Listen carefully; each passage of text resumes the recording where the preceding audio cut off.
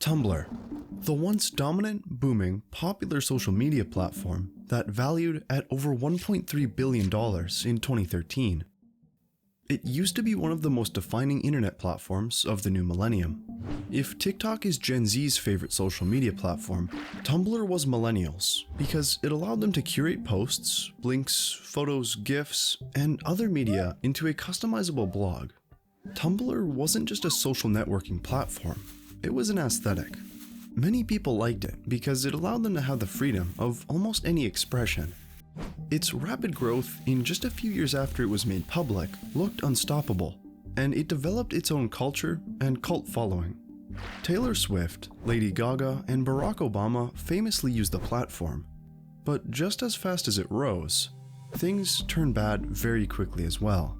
The site struggled to keep pace with other social media giants such as Twitter, Facebook, and Reddit, and Tumblr went out of fashion and just died.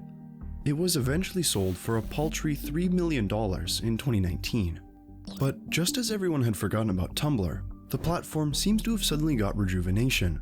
After Elon Musk bought Twitter, users are now flocking back to Tumblr because Twitter itself is slowly imploding due to Musk's actions, and many users are scrambling for a new platform.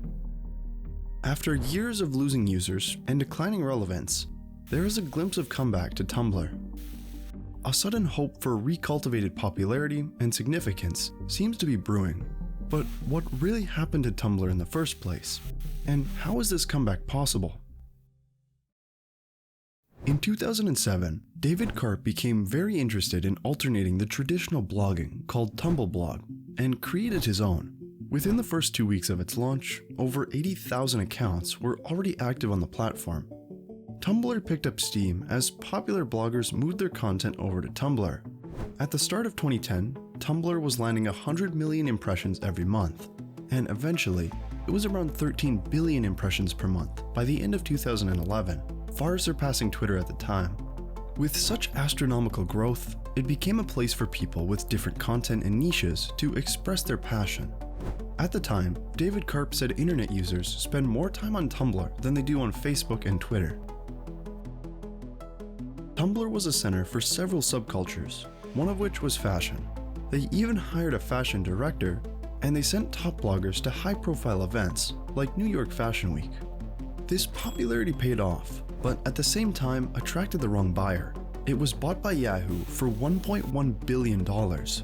But Yahoo soon realized that it lacked the vision and creativity it takes to grow a big social media app, and ultimately wrote off much of Tumblr's value.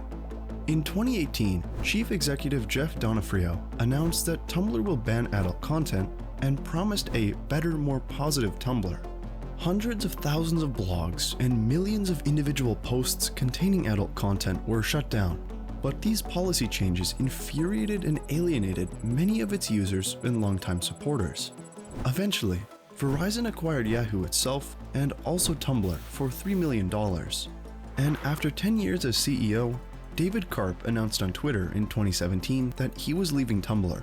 Apple even dropped Tumblr from the App Store, which was the final nail in Tumblr's coffin. Although Flickr had been the industry leader in photography, many young photographers aimed to do something outside of the traditional gallery setup. Therefore, they created a personal interface driven by personality and design on Tumblr. However, a nemesis spawns out of Tumblr's success. From 2014 to 2016, the number of posts per day on Tumblr fell dramatically by over 50%, just as Instagram grew. With its lure of fame, people began to see Instagram's idea of turning massive follower counts into cold cash and the growth of its influencer lifestyle, something Tumblr didn't do to many photographers, and users left Tumblr for Instagram to show off their works and lifestyles. What's more, as video became one of the most sought-after contents on social media, it's believed Tumblr's reluctance to include video content on the platform is another reason for the mass migration away from the platform, and essentially nosedived into oblivion. But in the recent few weeks, a lot of people are dusting off their old Tumblr accounts and returning to the site. The reasons for this have nothing directly related to Tumblr itself, all thanks to the eccentric actions of one chaotic billionaire who has fired flocks of staff. According to Musk, he claimed Twitter usage is at an all-time high, but people are leaving in droves. Even brands have paused their advertisements on Twitter, and Elon Musk hinted at possible bankruptcy for the platform. Today, Twitter seems to be a sinking ship, a very thin line of opportunity that Tumblr seems to want to capitalize on. But how? You see, just a few weeks ago, Tumblr announced that they were finally reversing its ban on nudity, writing, "We now welcome a broader range of expression, creativity, and art on Tumblr, including content depicting the human form, and that includes the naked human form."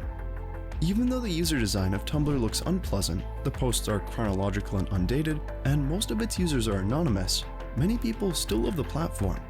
Well, TikTok became infamous to all Gen Zs.